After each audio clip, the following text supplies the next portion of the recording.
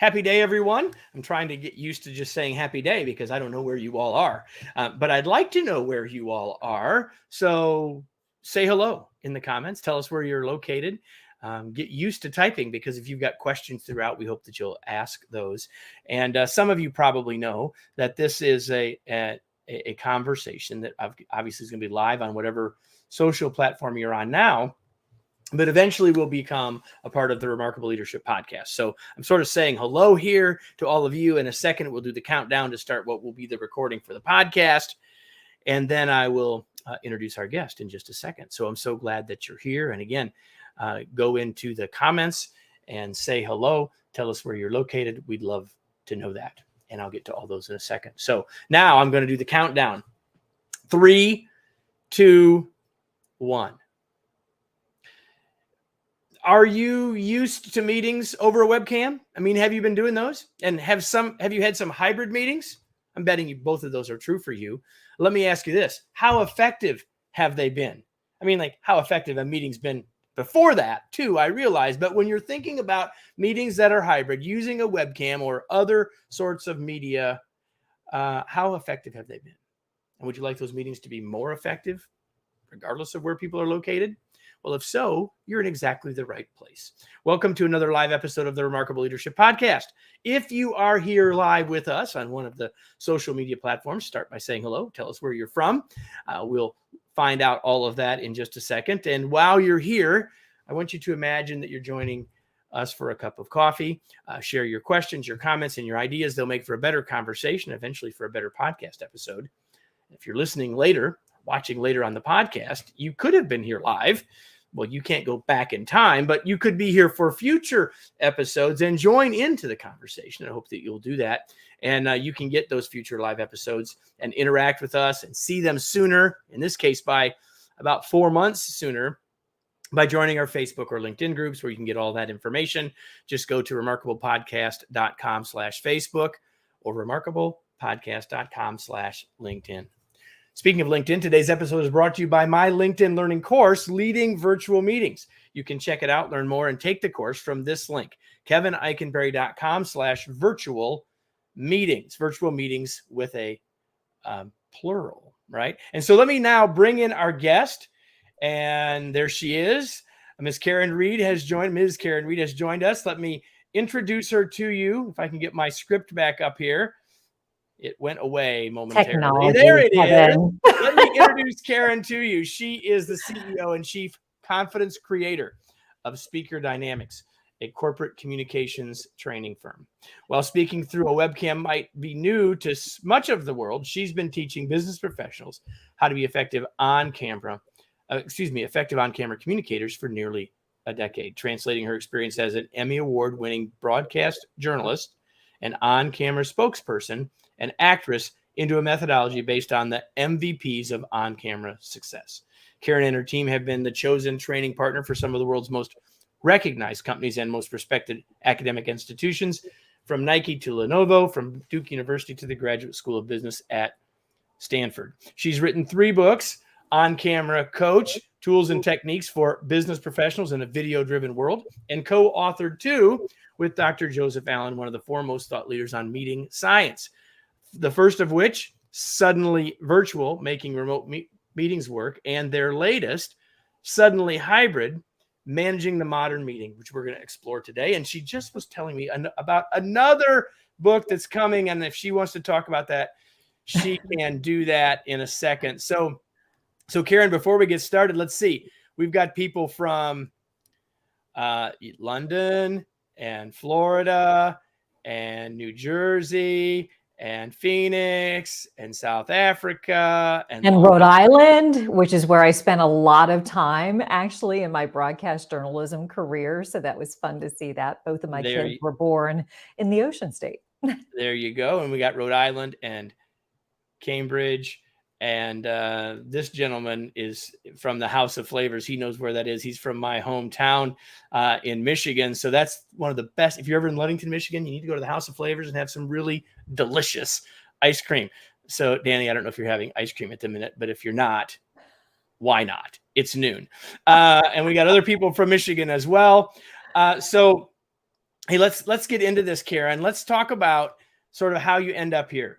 Broadcast journalism, all those things, and now you're writing books about hybrid meetings. So, like, tell us a little bit about the process, because you certainly didn't know that was what was going to happen. Did not. No, that was not the original plan. So just to give you a kind of short walk through my career path, I began in broadcast journalism, worked primarily for NBC. I was based in Rhode Island. They had an owned and operated station there.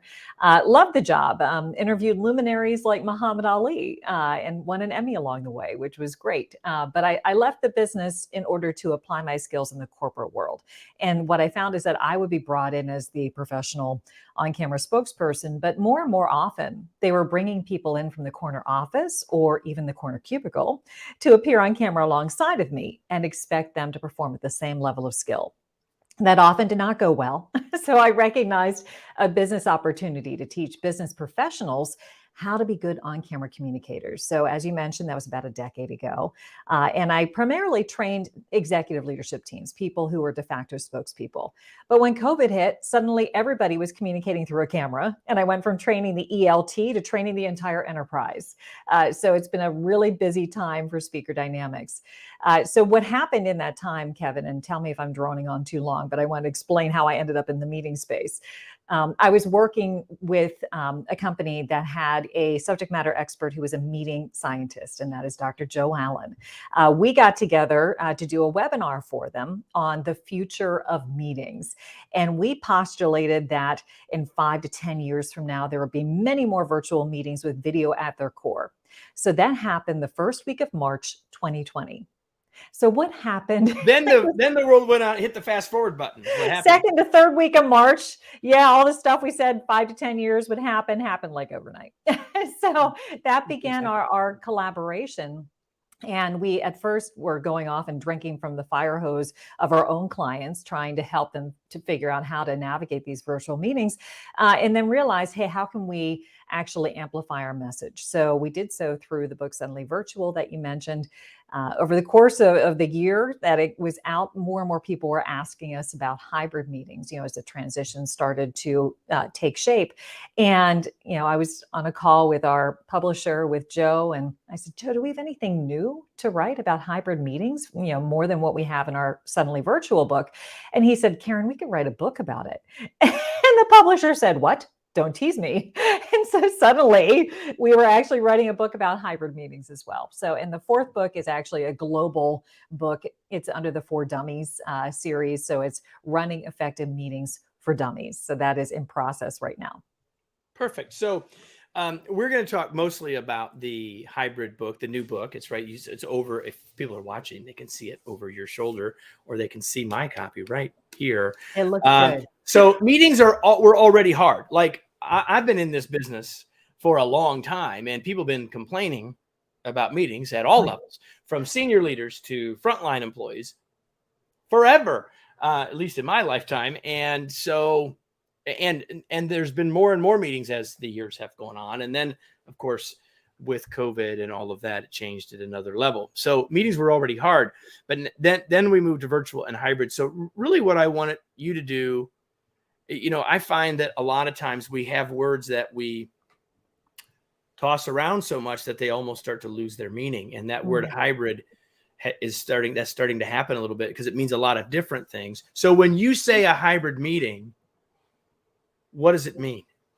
So that means basically you have people meeting in a variety of different ways in the same meeting itself. So for example, you'll have several people who are in the physical conference room, but you also could have several people who are joining via video, showing up on their individual screens through their webcams. And then you could even have people who are just simply calling in on their phone. And what that does, Kevin, is it creates a very complex communication network, because when we were fully face-to-face, that was one communication medium and one communication network. We were all sharing the same air that we were all breathing. Literally. Yes, literally.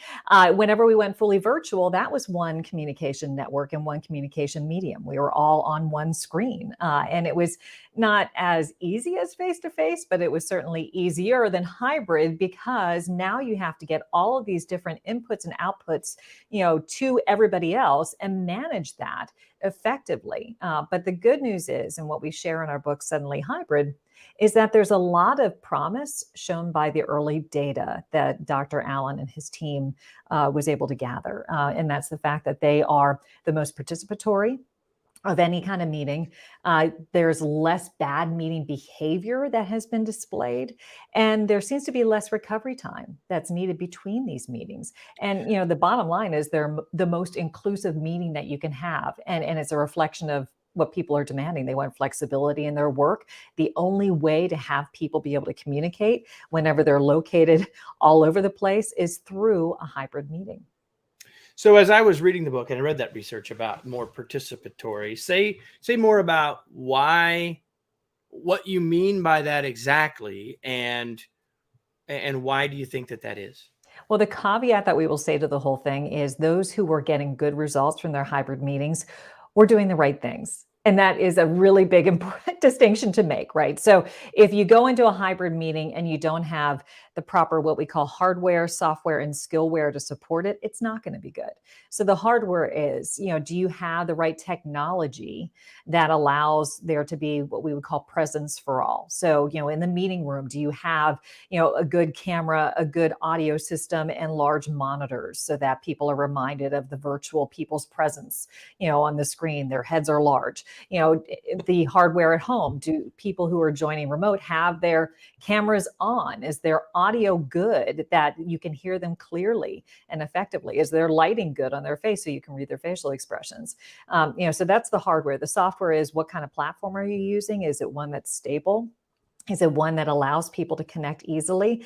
But the skillware one is the one that a lot of people miss, which is, are people trained to operate in this new environment? Are leaders told how to facilitate a discussion whenever half of the people are virtual and half the people are in the room? Because what you're always going to be fighting is proximity bias. Say that you are leading a meeting from within the conference room. It is very natural and understandable that when you open up a conversation, that you might turn to your right and say, "Hey, Bob, what do you think?" But really what we advocate is actually instead turning your attention to the screen first and saying, "Hey, Jane, I know that you are, remote. Can you tell us a little bit about what you think about this topic?" So those who were getting success with their hybrid meetings had put policies in place that allowed them to create meeting equity. And what I mean by that is everybody might be meeting in a different sort of medium and way, but they all feel like they have an opportunity to be seen and heard. And this is a really critical component. Well, that's certainly always been an issue as well, right? Like there were an awful lot of meetings before when everyone was in the same place, or even today that might all be in the same place where we might not have that level of meeting equity. So I think your caveat is a super important one, because until people have had the chance to learn some of the kinds of things that you and Dr. Allen are talking about, they're probably not going to get that level of participation. So I guess I want to ask this question. You said it, and I want to go into a little bit more about the whys of this in a second, but I think everyone already would understand it, that meetings are already hard. Virtual meetings added more complexity. Hybrid meetings add even more complexity. So why is it even worth it? I think that's a great question. I mean, one of the things that we also found, through the research is that, people honestly just like to be in the presence of others. We're social beings. And even if you can have some of the people be, sharing the same space, there's a different level of energy that's generated by that. And that can actually bleed into the virtual people's experience as well, as long as you invite them in. You don't want to be in a situation where they feel like they are watching a glorified live stream. You want to constantly be coming up with ways to bring them into the conversation and into the meeting. So there are a couple of different things that you can do. I mentioned the one, have remote speak first. So if you get to a topic of discussion, kick it off by allowing those who are on the screen to weigh in first. rather than the people who are in the physical space. What that does is it orients everybody to who's in the meeting in the first place, so that they realize it's not just the people that they can reach out and touch, but also creating in-room allies. So for example, some of the organizations that we looked at had a policy of creating a buddy system. So say that, Kevin, you're going to be in the physical conference room. I'm going to be meeting virtually. You and I would be assigned to be buddies, and you would be the one who would say, if you get to a part of the conversation, hey, Karin has some unique experience with this. Why don't we have her, offer her opinion on this? So you're my ally in the meeting room space. And the reason why this is important is it can be difficult to sometimes get a word in edgewise if you are joining remotely. So you need people who are not just the leaders, but the attendees as well to help you out.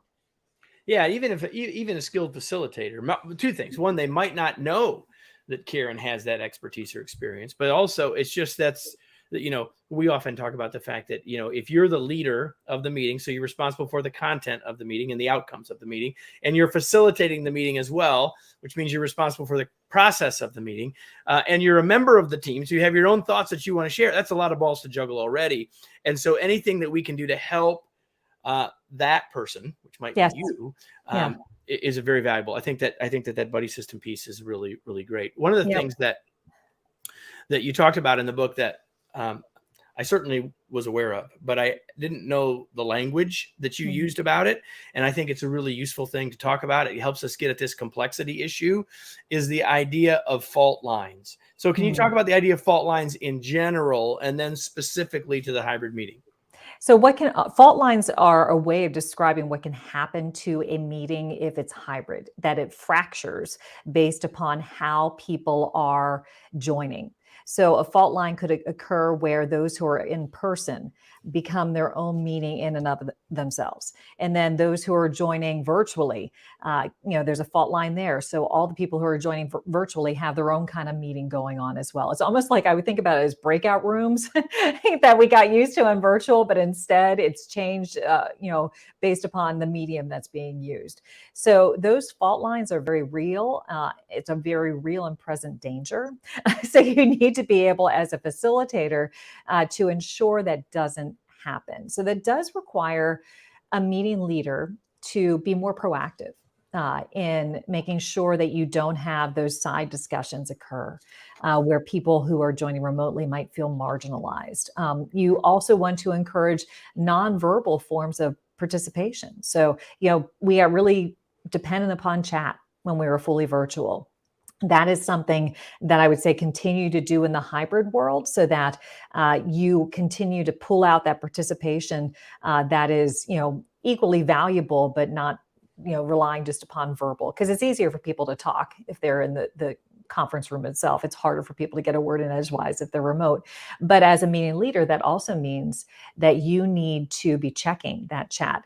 And one of the comments I'm seeing here is it seems like a challenge for most leaders to facilitate in the way you describe. Yeah, it is. And so what I would suggest is something else you'll find in our book, Suddenly Hybrid, adopting new roles for the people who are actually in the meeting itself. One of the roles. I want to get there. Can we get there? Can we save that for a couple minutes? Because I definitely want to get there. Because I want to go back. You hinted at it, and I think it's important. And certainly, but we've seen it as well. When we sent everybody virtual, we sent them with their laptop, which probably had a webcam on it, or we got them laptops that had webcams on, or eventually we got them webcams. Right? Here's one. No, it's not the one I'm using. Here's one. There's like three here, plus the fancy camera that I'm using. But the point is, so we got people some technology in their remote space. But once we have some people back in the office, it's not just go into the conference room. So talk a little bit more about the technology needs in the physical space. Okay.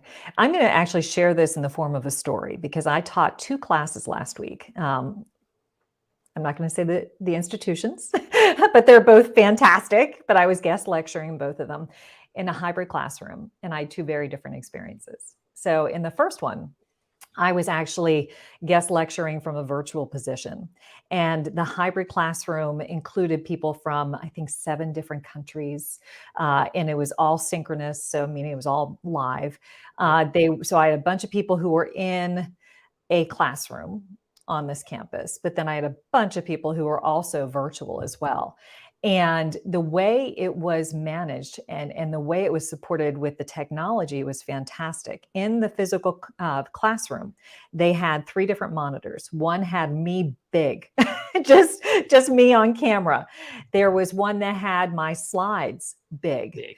And then there was another monitor that had the faces of the people who were joining virtually, as well as the chat stream. So all of that information was apparent and accessible, not just to those who were remote, but those who were in the physical classroom. Then I also had the professor who was moderating the questions that were coming in, which was really, really helpful. So, I make practice of whenever I'm teaching to stop periodically, and have there be dynamic discussion rather than me just like spouting information at them for 45 minutes. And she navigated those questions so well. And the questions came from the classroom, and they also came from the virtual folks. So that was a great experience. I'm like, this is a great hybrid experience right here. The next class that I taught, I was actually teaching from an in-person standpoint. The majority of people were in person, but there were a couple of people who are hybrid, but their version, or who were virtual rather, but their version of a hybrid classroom was basically a laptop that was open with the webcam on, right? And I was, periodically muted, periodically not, but they couldn't even see my slides. They could not, it wasn't a screen sharing situation. They were just using the laptop as a way to have them physically see me and hear me, but it was not the same experience. So you have to really consider what technology allows people to feel like they are part of the meeting and not feel like they are just outsiders looking in.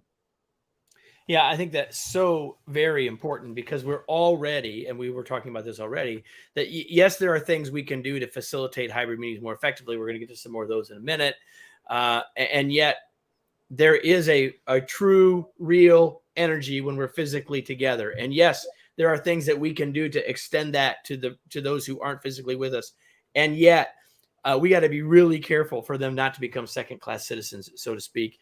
And what you just described in session 2 from Right. unknown institution number 2 makes it really hard for that not to be true for people. Yeah, and actually Mary was asking, was it done on MS Teams or Zoom or WebEx? It was actually done on Zoom, but it was not the platform's fault. So it was the way of managing that whole experience. Having it set up in a way where you have that meaning equity that you've heard us mention several times. So I want to go to Mary's point and comment and say something else there. And that is that, are there inherent advantages that one platform has over the other? And I'm confident that your situation is much like ours. You're conversant in, comfortable in more platforms than most people here have ever heard of. And yet it's rarely really the platform.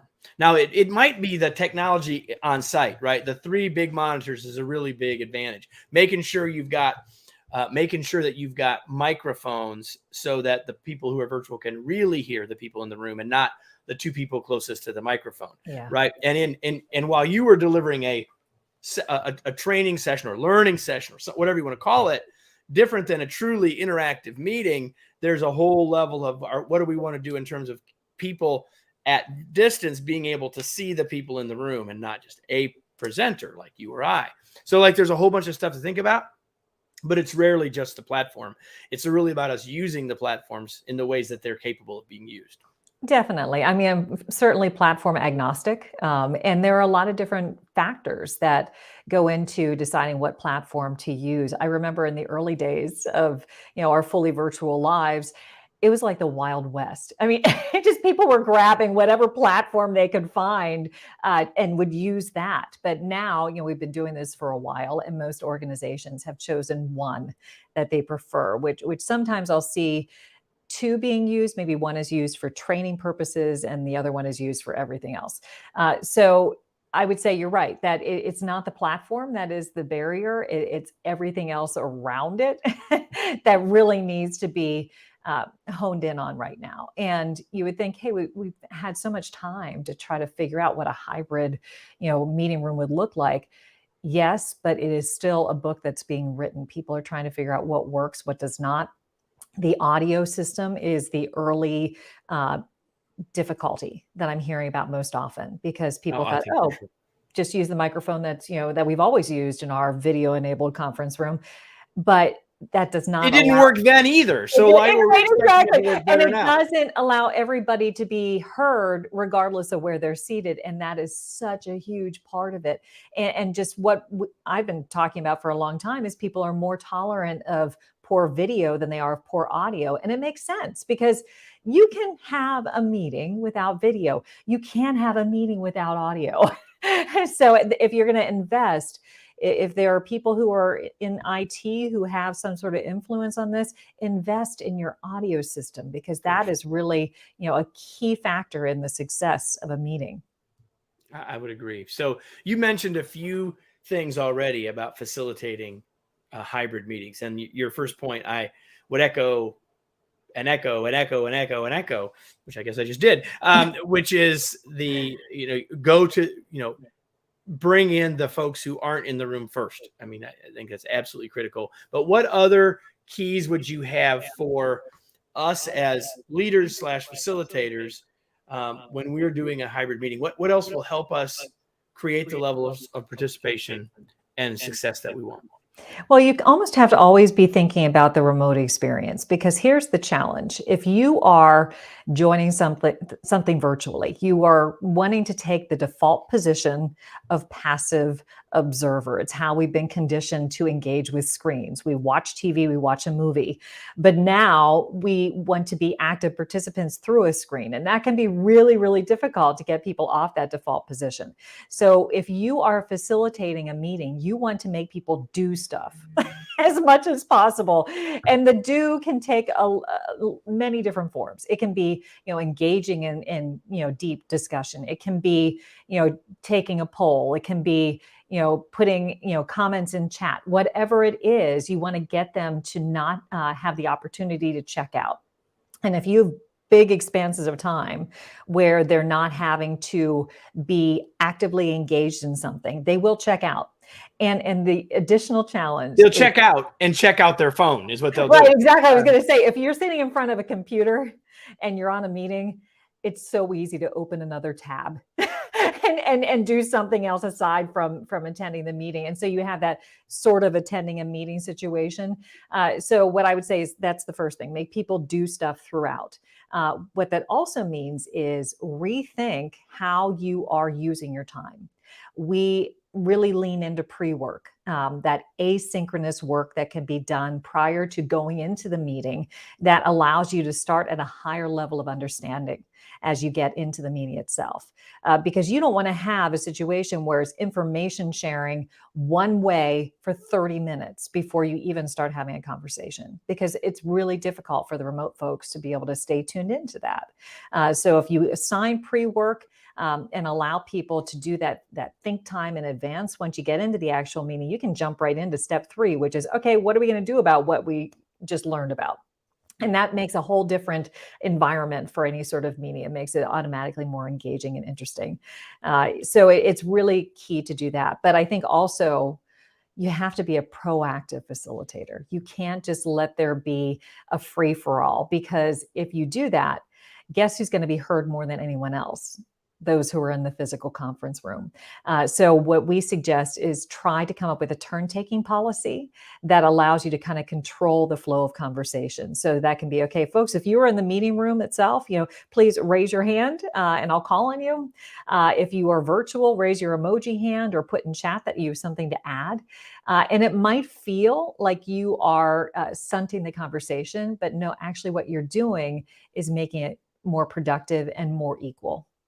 Yeah, for sure. So it means, and again, a lot of people, especially now that we're 2 years in to this, Karin, we have what I call the good old days syndrome, which we somehow think that it was so great before. Well, no, meetings, pardon my French, sucked before. They did. And so, they didn't necessarily, and all we've done now is added complexity. So we've got to be even more intentional. I think the good news is that because we recognize the added intent, the added complexity, and I'm getting a little bit of noise feedback now, so I apologize for that. I don't hear it, just so you know. Oh, Okay. I don't know. I've never had it happen here before. Okay. But even though I think we recognize this complexity now, and so we're probably a little more open to thinking about this than we were before, which is really, really good. Yeah. One of the things that you bring up in the book that I haven't heard people talking about in meetings, science, meeting conversations as much in recent years, but we should have been, is ground rules. So talk about ground rules a little bit, and then I want to land the plane and talk a little bit about just everybody as a participant and not just as leaders. And this is taking us in that direction. So talk about ground rules a little bit, maybe specifically as it relates to hybrid. Yeah, absolutely. So I think one of the things that we need to really pound into people's brains is if you're doing a hybrid meeting, you can't just go into it without having some real intention. And part of having intention is creating, ground rules for how you're going to engage in the meeting itself. So one of the things that we have in our book, Suddenly Hybrid, is a team meeting agreement outline that allows you to consider all the different factors that would contribute to making a meeting successful. And that's everything from, who is going to be on that invite list. You can say, okay, only people who have not just a vested interest, but need to have input into whatever's being discussed or decision that's being made need to be there.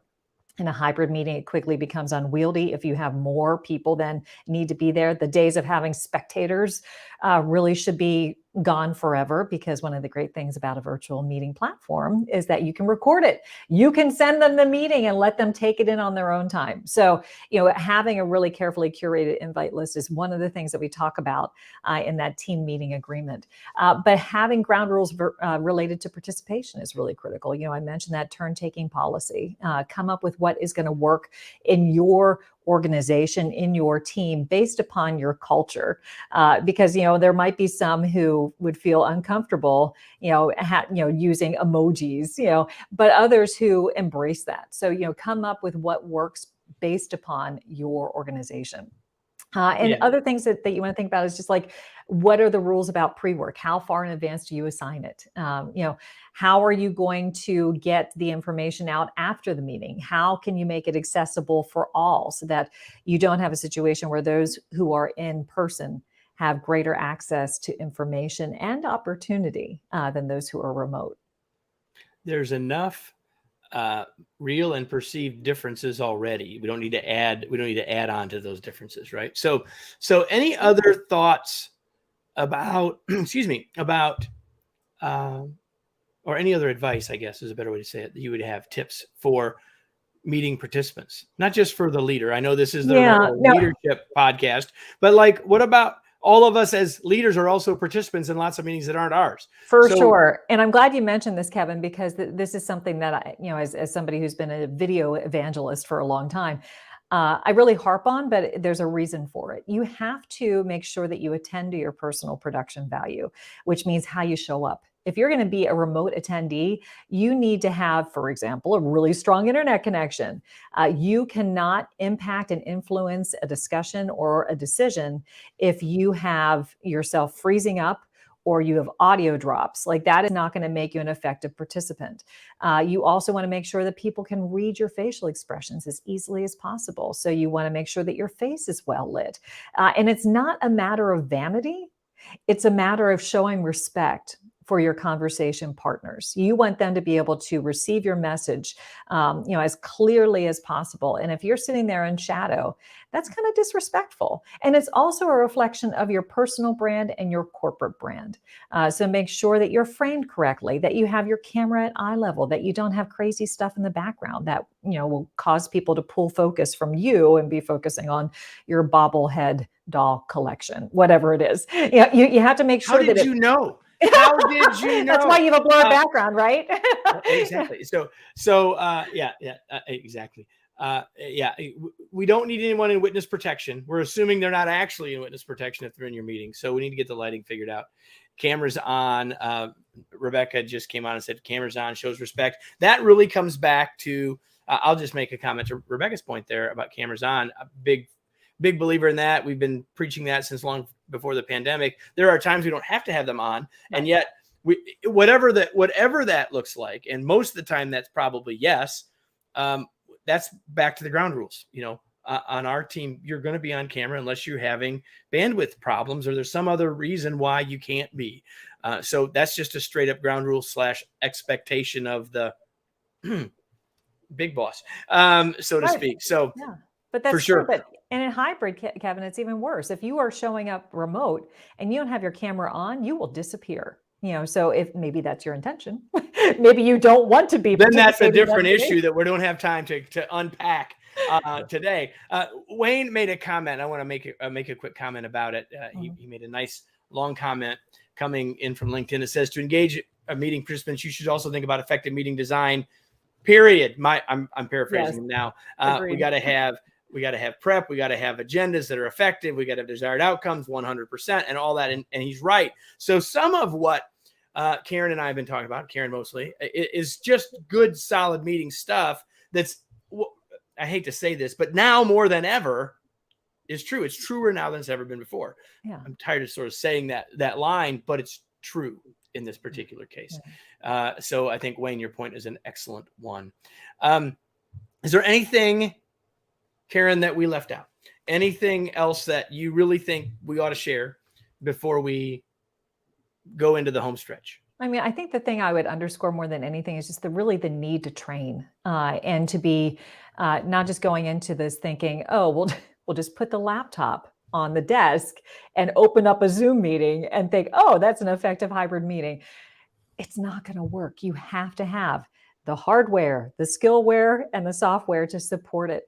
So allow your team to be trained up on this new way of communicating. And that means training them on the technology, because there's a lot of tools out there which are really fantastic, but they will, basically collect virtual dust if you don't teach them how to use it. So, get your IT department involved and have them do a quick primer on how to use whatever, tools that you are adopting. It makes a big, big difference. And then actually train up your leaders on how to conduct a meeting like this, but also let your team leaders train their teams so that they know how to engage in this new environment, because this is kind of uncharted territory. Yes, we've had hybrid meetings for a long time, but that was the case where you'd be in a meeting, mostly everybody's there, and maybe somebody would dial in and they'd be promptly forgotten. But now, I mean, you really need to lean into this hybrid meeting methodology because it's not going away. Flexibility is, a high priority for the workforce. And if you are going to be hybrid, not just, in name only, you need to have policies around hybrid meetings to actually have it be effective. Lori makes a comment that says, we're the 10% that care. It's sort of, I always feel like when we're doing these, I'm preaching to the choir. We're having these conversations with people that really do care. And she says that she hopes that all of us can advocate for making meetings more effective. Here's what I would tell you. Don't look to the rest of your organization and they need to figure this out. You need to figure this out. When you figure this out as a leader and make your meetings better, you're changing the organization for the better. And it won't be long before people are going to say, what is Lori doing differently? Her meetings are working and mine aren't. It all starts with us 100%. And so don't wait and don't wish. And while you're waiting for the book to arrive, suddenly hybrid, just start doing some of the stuff we've talked about. So I've got a couple final things for us to talk about, Karin, before we finish. And one is this: what do you do for fun? Forget, like you're not on camera all day long. Pretty confident of that. Well, I'm writing another book. Well, so, I know, there's not a whole lot of time in between, but actually I do play tennis pretty actively. So that's something I almost force myself to do, because I did have a time where I was not doing a lot of self-care. I recognized that was bad. So I am a pretty avid tennis player. Awesome. And the only thing you knew I was going to ask you, what are you reading these days? Now, everybody, we don't have time for to unpack the long version of the story. I will. But she's this goal-oriented person. She told me what the book is, so lay it on us. I'm reading Lord Jim because it's on some list of the 100 best books ever written. And I was really upset to see that I had not read them all. So I'm actually wading my way through this list. I think it's number 85, and I started with number 1 rather than starting at 100. And my son is like, "Why did you do that? Your books are getting worse as you go." and I'll just leave it at this. From what she told me before we started, everybody, she wouldn't put it on her top 100 list. We'll leave it at that. But here's the thing, one of the reasons I've asked this question, Karin, from everybody that's really been on the show, is that I've always wanted to learn from smart people about what they read and why they read it. And so even if you don't, others, there might be someone, if you're here and you love that book, if you're here live and you love that book, give us the counterpoint real quick. But Lord Jim is the book. Yes. And the book that you want us all to read is Suddenly Hybrid, Managing the Modern Meeting. So Karin, where can people learn more about the book and your work? Where do you want to point people before we finish? The best place to go to, Kevin, is our website, which is speakerdynamics.com. It's on your screen right now.